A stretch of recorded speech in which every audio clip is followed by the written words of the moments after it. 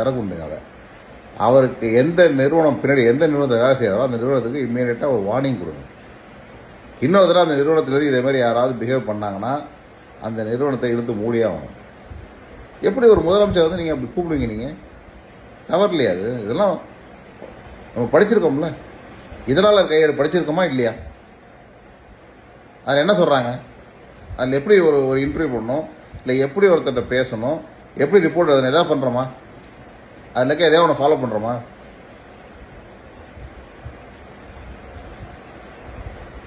தயவுசெய்து சட்டத்துறை அமைச்சரும் காவல்துறையும் இதில் கடுமையான நடவடிக்கை எடுத்து அந்த சத்தம் போட்ட அந்த நபரை கைது செய்து அவர் வாழ்நாள் தடை விதிக்குமாறு, வாழ்நாள் அவர் வந்து இந்த இதுக்குள்ளே வரக்கூடாது, அந்த நிறுவனத்துக்கு வார்னிங் கொடுத்து இன்னொரு தடவை செஞ்சு அந்த நிறுவனத்தை மூடியாகணும்.